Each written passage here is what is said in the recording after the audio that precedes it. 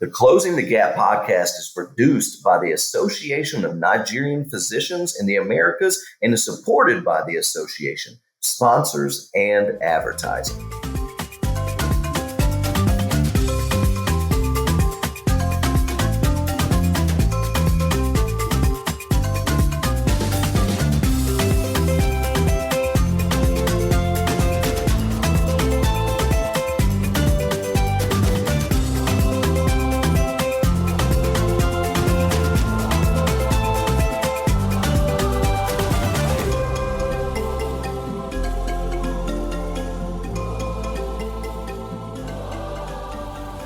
Hello, everyone, and welcome to the Closing the Gaps podcast, brought to you by the Association of Nigerian Physicians in the Americas, also known as ANPA.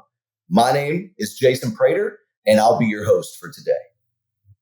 The goal of Closing the Gaps podcast is to highlight and to share the stories of physicians and healthcare workers in Nigeria and in the United States and how they're helping to close the gaps in provision of healthcare services to people who need it the most.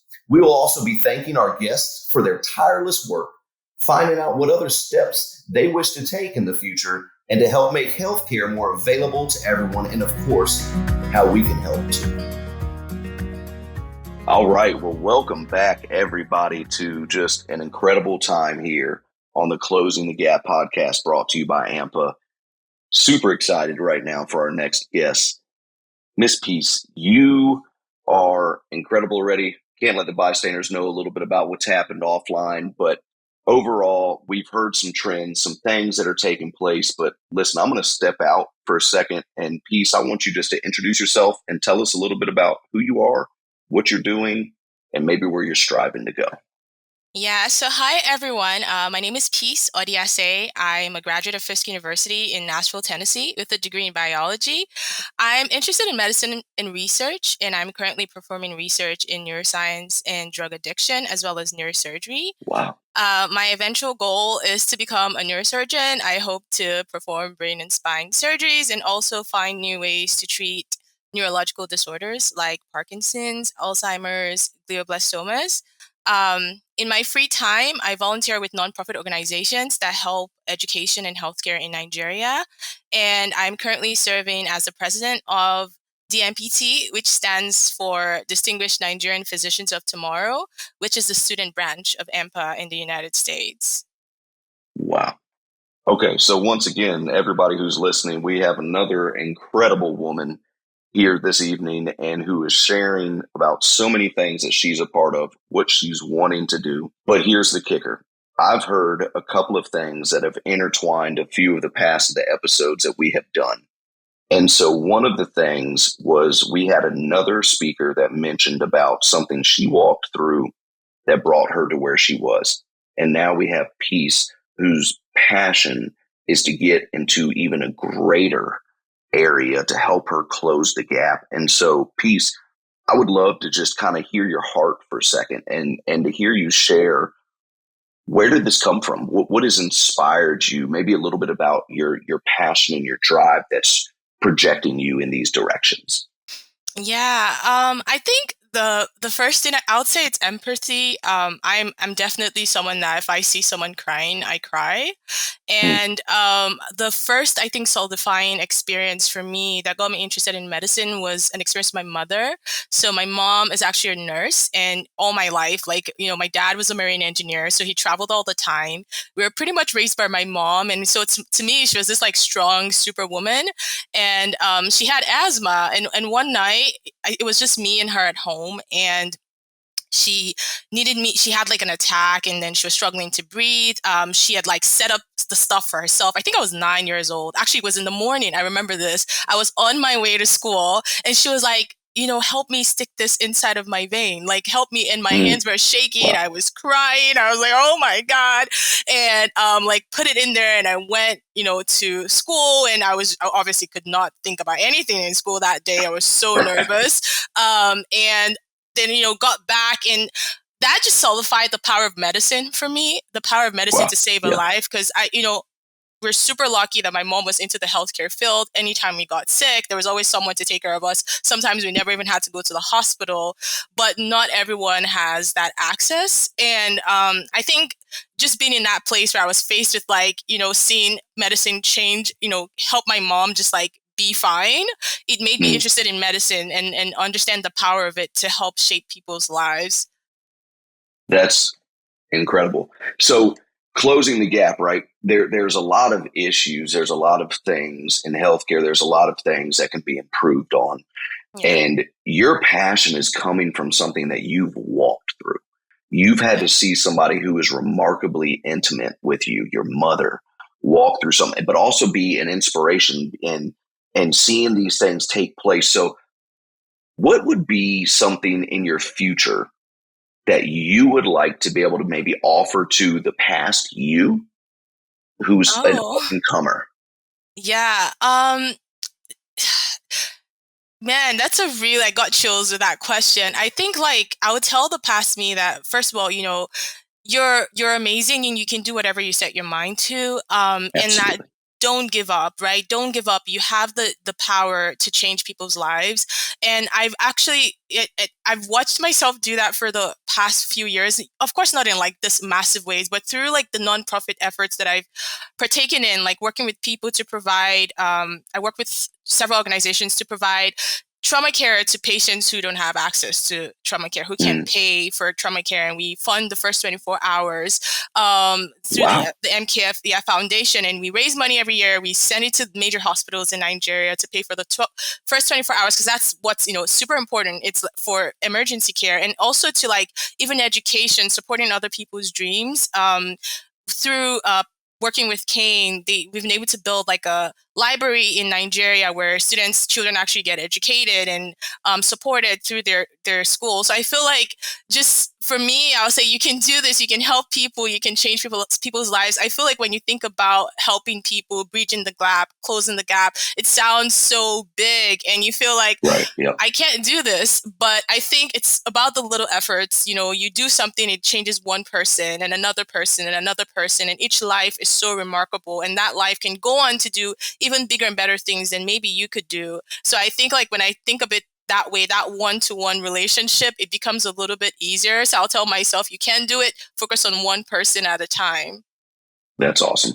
Encouragement. Listeners, I hope you are pleased listening to what she's saying. There's so many people that when they're walking through their education process or dealing with a life experience where you just maybe sometimes feel like tapping out and saying, no, this isn't possible. We're hearing right now from this piece that it is. And it is possible for you who are listening that you can be who you strive to be.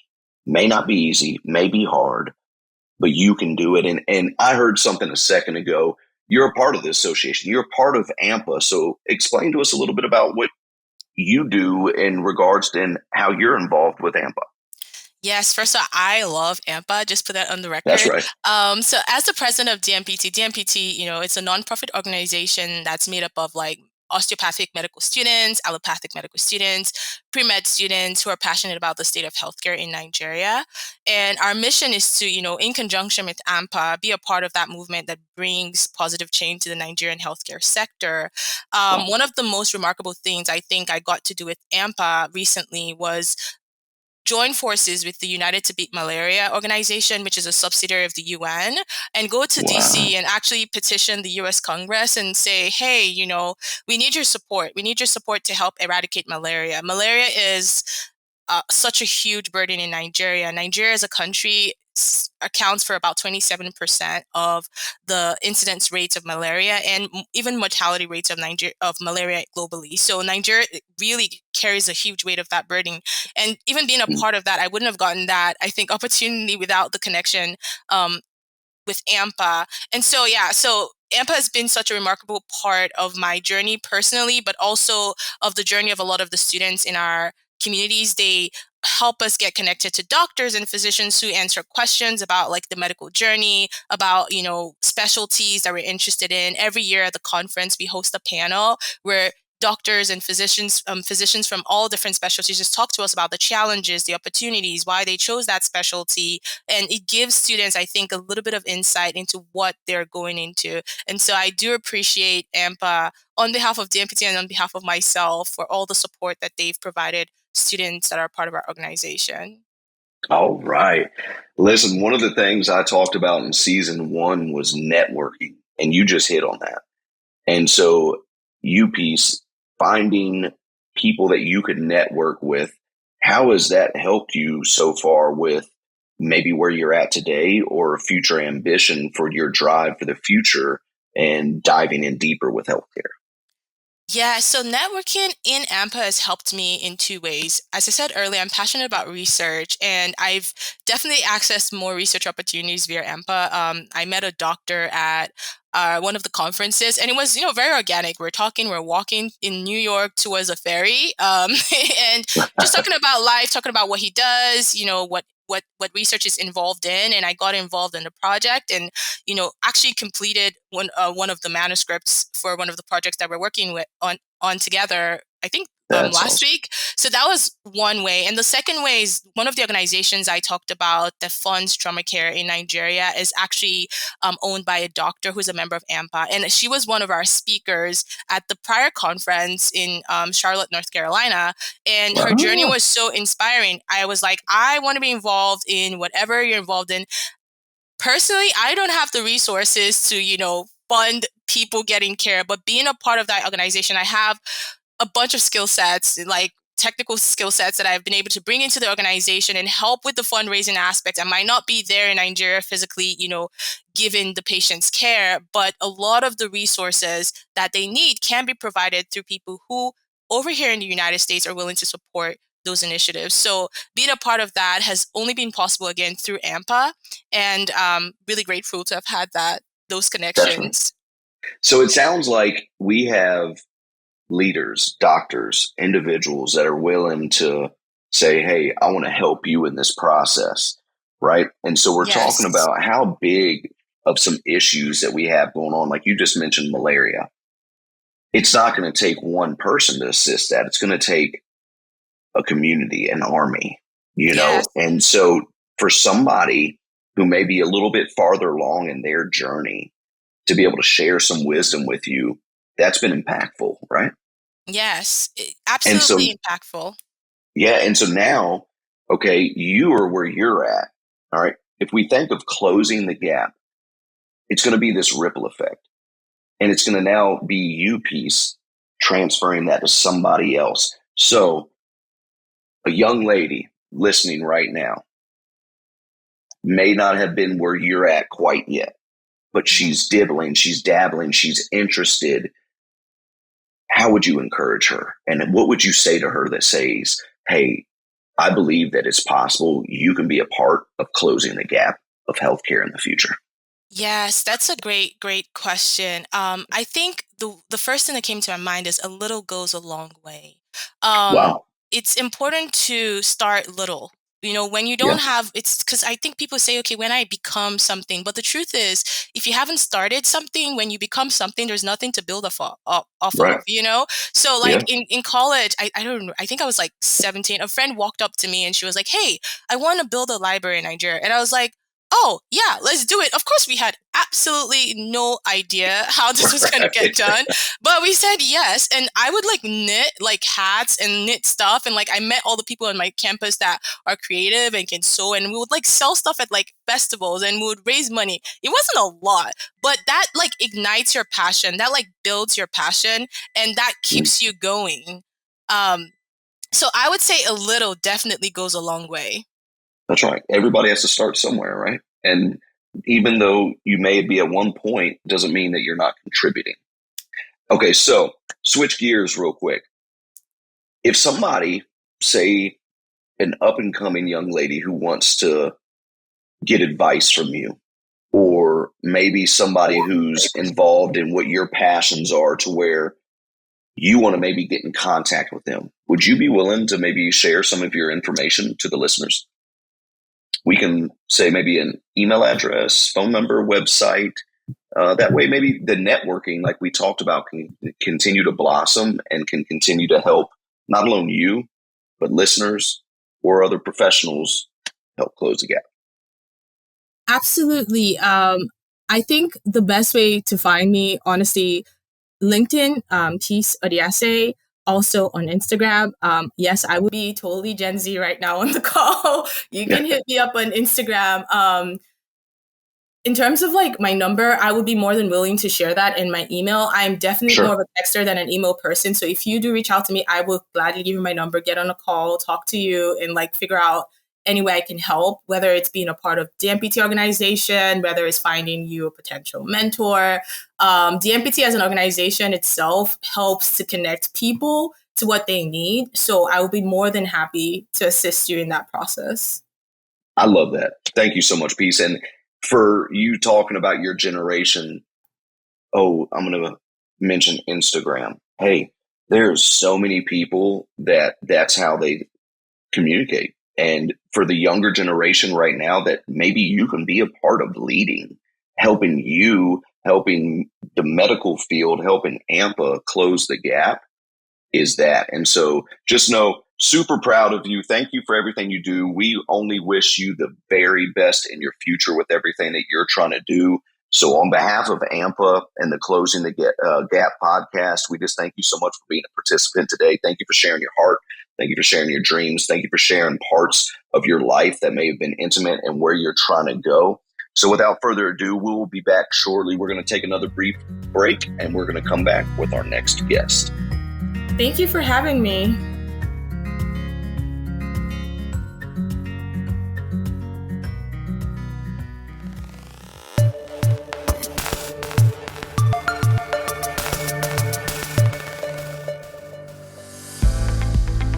Have you ever considered plastic surgery? Do you have poor self-image or body pain due to excessive skin or fat? Do you consider professional cosmetic plastic surgery provided by Abuja Plastics? Besides concealing aesthetic physical flaws, cosmetic surgery has several physical and mental health benefits, including increasing one's self-worth, self-esteem, and overall quality of life. At Abuja Plastics, we specialize in facial rejuvenation, breast enhancements, and other contouring procedures such as liposuction, tummy tucks, fat transfers, and mommy and daddy makeover. Our office is located at 2768 Kofo Aboyami Street, Victoria Island, Lagos, Nigeria. Visit us online today at www.abujaplastics.com or email us at info@abujaplastics.com. ANPA Closing the Gap podcast listeners can get 5% discount on surgery fees and 10% off spa services when they mention the Closing the Gap podcast. Get your nip and tuck today at Abuja Plastics.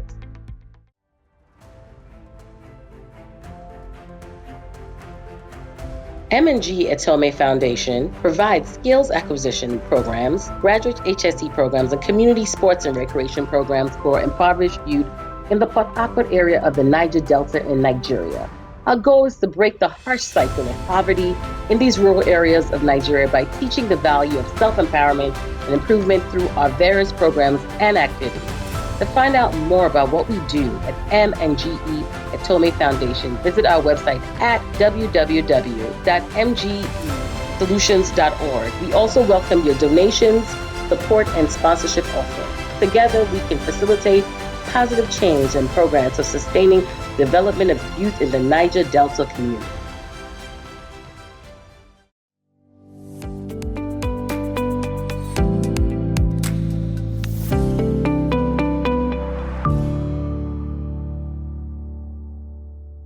Today on our show of Closing the Gaps podcast, we're very excited once again to welcome the president of ANPA, Madam President herself, Dr. Chinyere Anyaogu, to tell us a little bit about the Closing the Gaps podcast, but also we want to hear about her.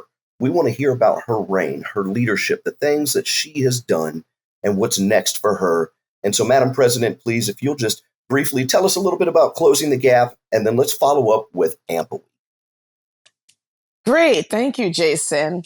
The Closing the Gap podcast was an opportunity to be able to bring the stories of the wonderful individuals who have been closing the gap in healthcare and providing health equity to those who do not have the opportunity to have access to quality healthcare. one of the methods by which this happens is through medical missionaries. And, one of the things that I think we all enjoy in being able to perform through that is our ANPA week that we have annually every year. ANPA week is a total duration that's actually a little more than a week, where ANPA members go to areas where there is the need and provide the service of healthcare delivery to indigent population. But not only that, they also perform educational trainings for capacity building in form of workshops, educational lectures, outreach and communication with the healthcare leadership. And then also, to top it off, advocacy visits within the area to the stakeholders to ensure that the principles of quality healthcare delivery is communicated at a policy level.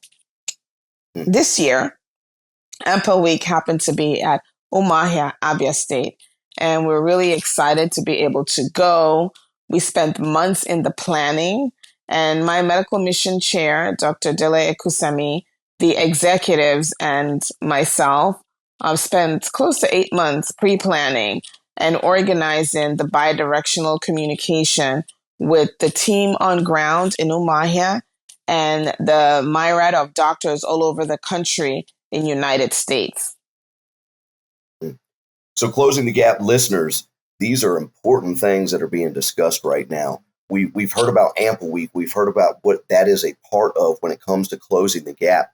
Now, Madam President, we have the convention right upon us. Please enlighten us a little bit about this year's convention. Yes, I'm a women's healthcare warrior at heart.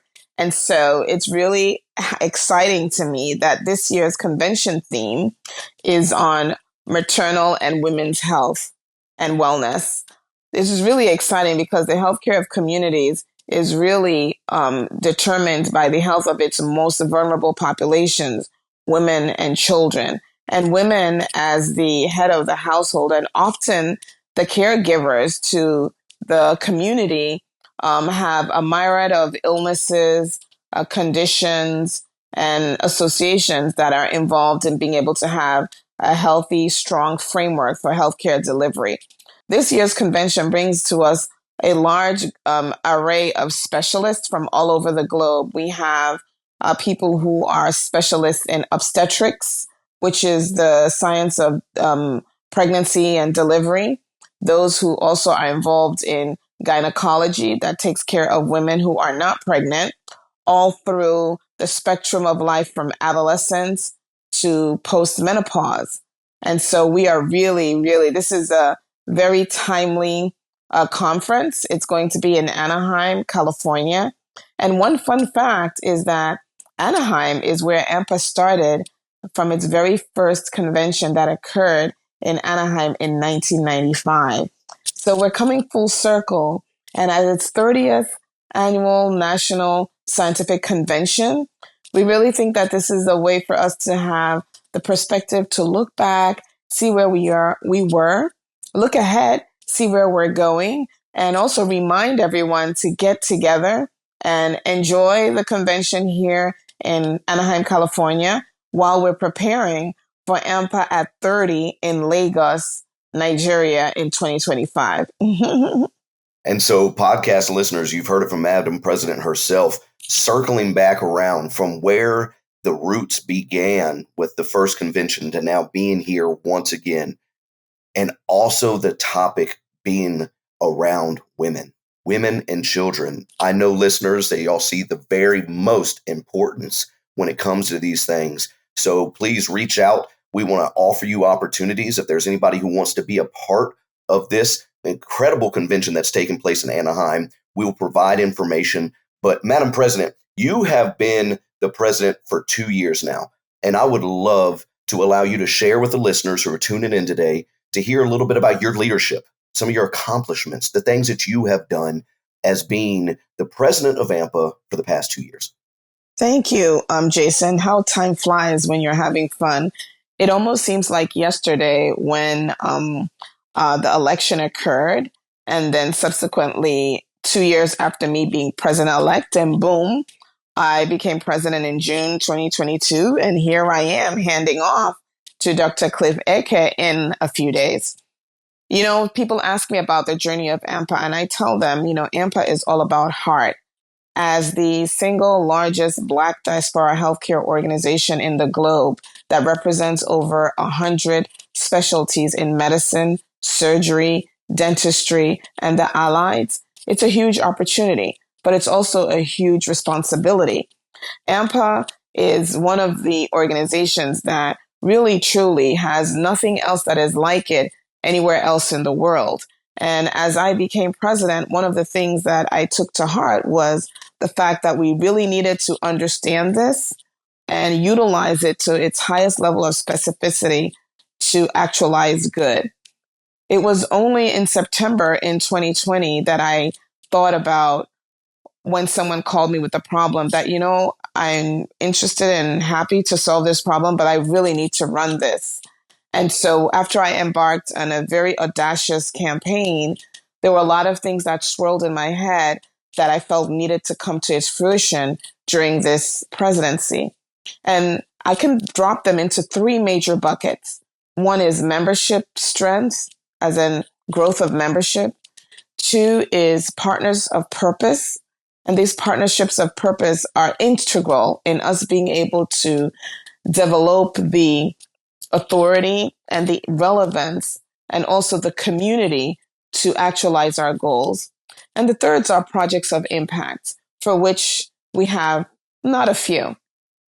Membership is the core of the organization, and having an engaged membership allows you to be able to improve brand awareness, develop the strength of your organization, which is being able to create, actualize, and sustain effective programs, and also to drive financial viability by being able to fundraise and also generate membership-related effort that could help us grow as an NGO.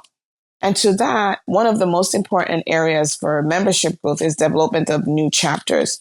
ANPA is spread across not just the United States, but also North and South America, including Canada, the Caribbean. And to be able to be effective, we have to have members that are far strong across the globe. Within the United States, which is the majority of our membership, we have state members all throughout the states. However, you can imagine some states have a propensity of more members than others. And if there is an area where there is not a chapter, those members are connected to the center, mainly by our national events.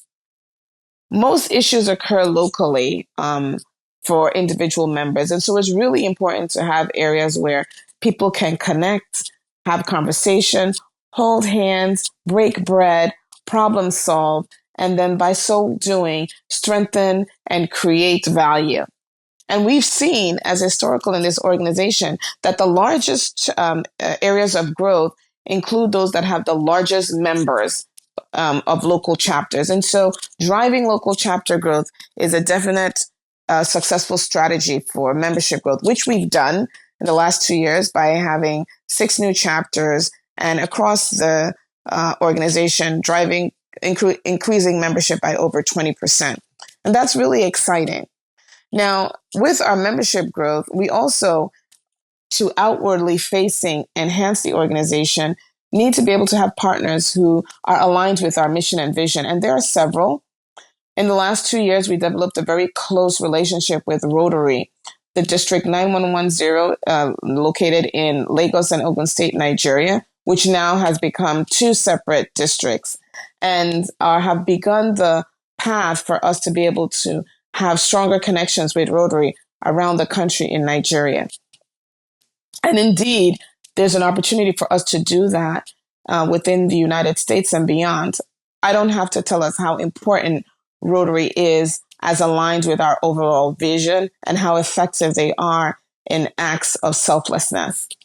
United Nations Foundation, United Against Malaria, is another close partner of ours for which we've worked very closely following our inaugural introduction to them and attendance to the annual United Nations Foundation United Against Malaria Leadership Summit in DC each year. And for the second time in the row, we've attended and not only participated, but also created opportunity for our members to be able to have the youth, the upcoming young leadership, to come and participate, learn about malaria advocacy and how to ensure that at Capitol Hill, they understand how important it is to eradicate malaria by continuing to fund malaria programs. Most importantly, the President's Malaria Initiative that creates a huge amount of funding for malaria eradication programs around the world. We also have very strong interconnectedness with several hospitals within where we all work and live in the United States. This is just to mention a few. But having important partnerships is integral in us being able to grow effectively. And the third thing that I think has been really important within my presidency is our ability to have projects of impact. Now, the reason why there's an existence of non-for-profits is for us to be able to pay attention to those things that are not necessarily profit or individually that is to pay attention to things that are not necessarily profit generating, to pay attention to the greater good, to these acts that are able to create value to the general population, and that are in line with our mission of a healthier Nigeria, healthier world.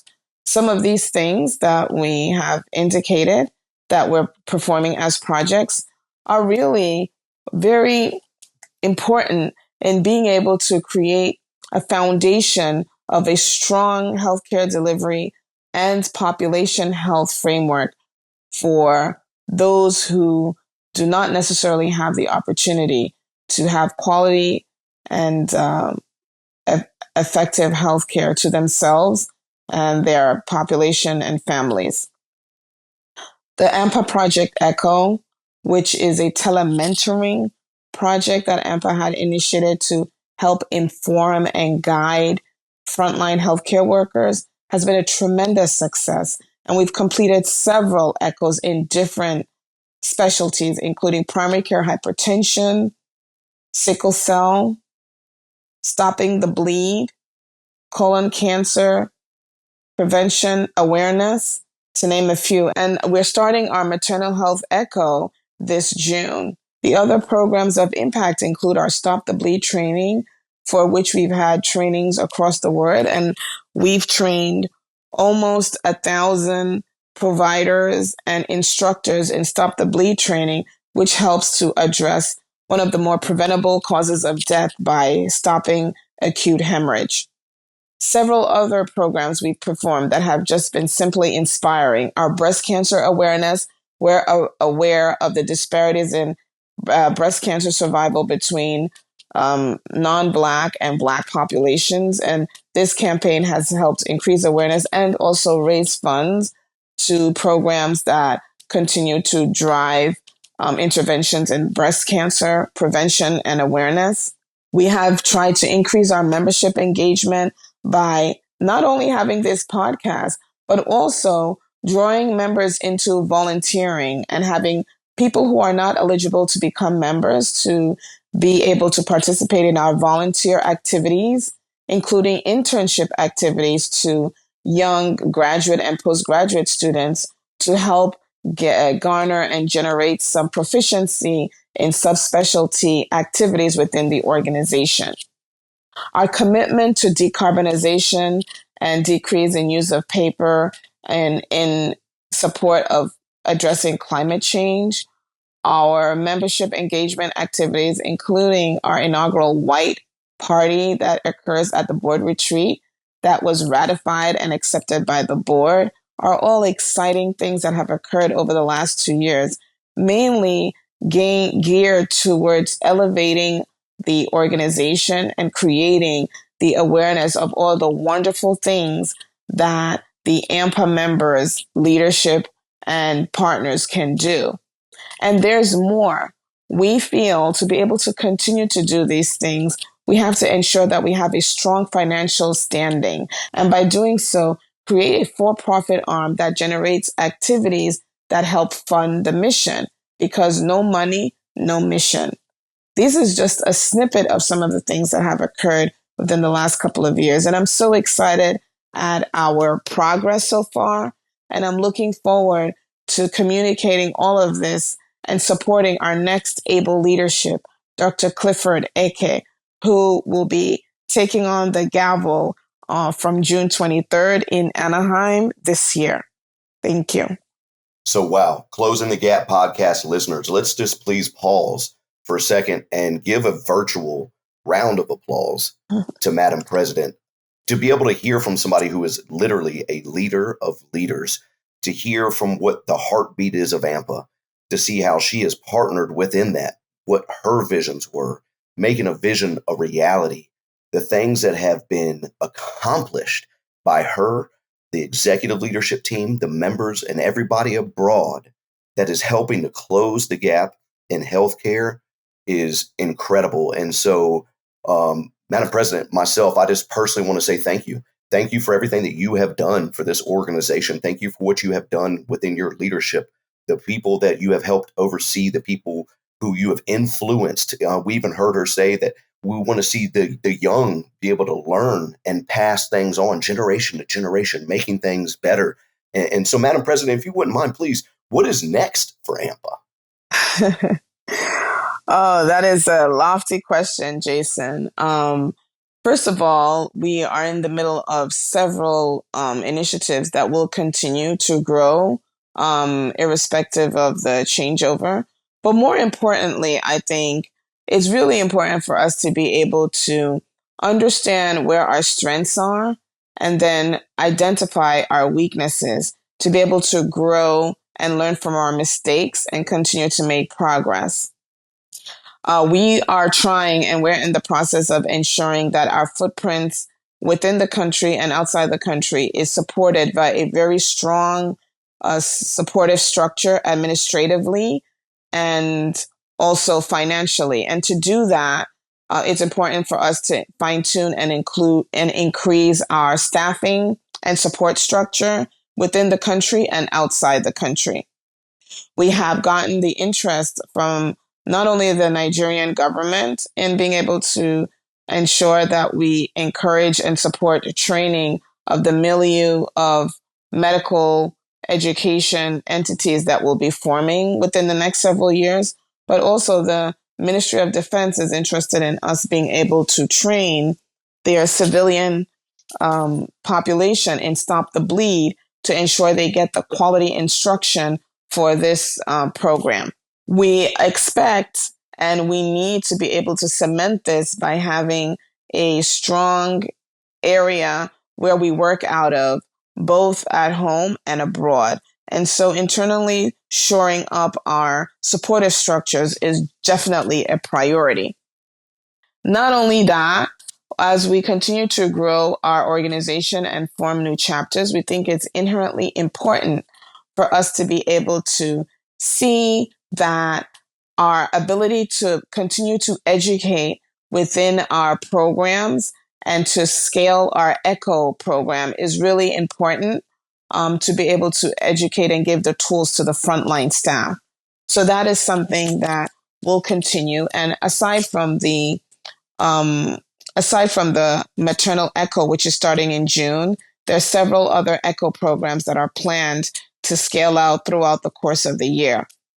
So I think improving our financial standing is also very important. And so the creation, clarification, and initiation of the ANPA for-profit arm is very important in us being able to engage partners in business that can allow us to be able to sustain and actualize these goals. So other projects of impact include our sickle cell program, where we had some effective fundraising to obtain 4 transcranial Doppler ultrasounds that are utilized towards identifying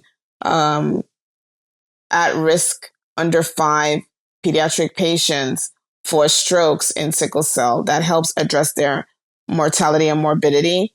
We have malaria eradication programs where we are partnering with other like organizations, and also created a 10-year malaria eradication strategy for the organization.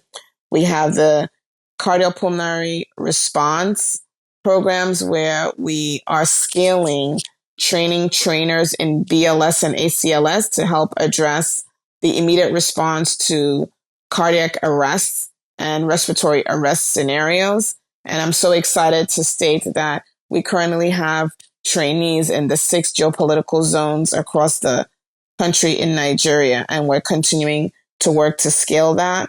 Our Helping Babies Survive program has been expanded to create education of frontline workers in helping the babies to breathe on delivery, and also essential care of the newborn throughout the first year.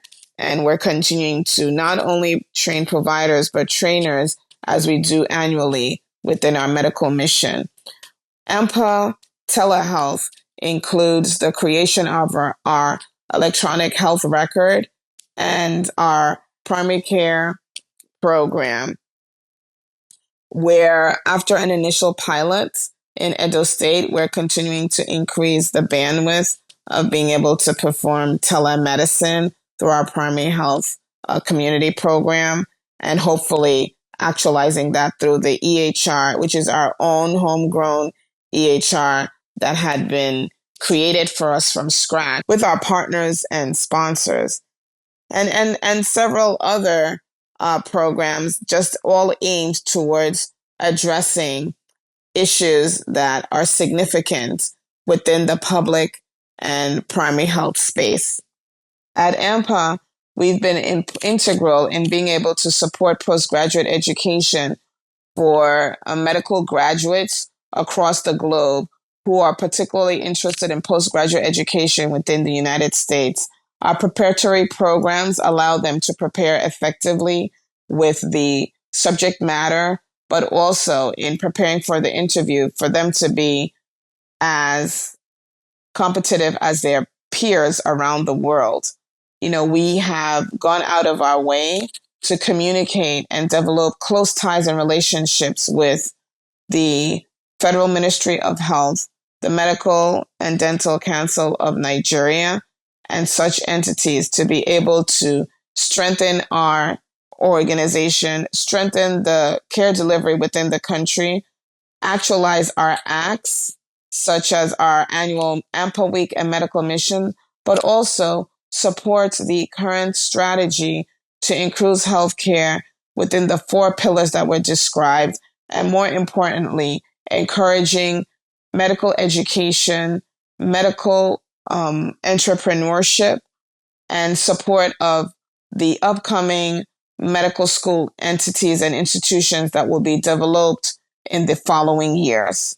Well, once again, Closing the Gap podcast listeners, we have heard just some incredible things from Madam President, not alone her accomplishments, but what she is seeing, what's next for ANPA. And as she begins to hand off her leadership role to Dr. Cliff Eke, who will be stepping up this month on the 23rd and taking over presidency, we look forward to hearing from him to see what is his vision. What is he going to be doing next for the organization of ANPA?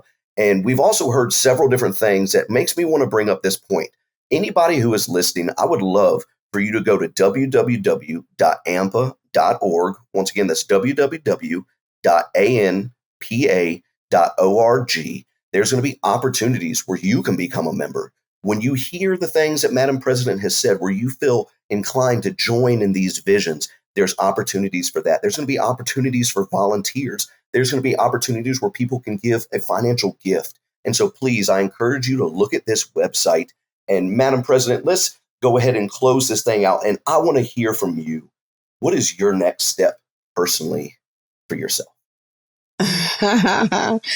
Jason, that is the $1 million question. My next step is after this to go on a retreat where you do not have the ability to use your phone. An all silent monks retreat. But But jokes apart, after some very much needed rest, I think, this is a nice time to sit back and really be a resource to the behind the scenes for the leadership of the organization. I continue to serve as an executive role as the immediate past president. And so I'm still part of ANPA's leadership. But more importantly, I think that I'm able to spend some quality time with friends and family and attend to certain things that I haven't been able to spend time or effort over the last several years, and be able to take a few breaths and, smell the roses. I'm really looking forward to that. As a professional, I am an OBGYN, and women's health is extremely close to my heart. And I think one of the things that I do that makes me happy is to continuing to look at, create space and provide an awareness and effective intervention in this scheme of maternal and women's health to ensure that we're able to address the health disequity that is present both in the United States and beyond in the outcome, survival, and experience of women, pregnant and non-pregnant, within their medical, obstetric, and reproductive lives. I think that's something that really, truly makes my heart sing, and I'm looking forward to putting some more effort into that. Well, I just want to say well-deserved time of rest is what you absolutely deserve. Listeners, we've heard it once again from a leader of a leader. We have heard it from Madam President herself, Dr. Chinyere Anyaogu, who is the current president of ANPA, the Association of Nigerian Physicians. We have heard an amazing testimony of accomplishments, of where she wants to be next. And any young ladies who are listeners that has goals and visions, just know that there are women out there that are making things possible. And one is who we just heard from today. So on behalf of the Closing the Gap podcast, I just want to say thank you so much for your time today, Madam President. Thank you for everything that you have done for ANPA, for Closing the Gap, your personal sacrifices, your leadership, and your heart. And we look forward to you listeners tuning in next time.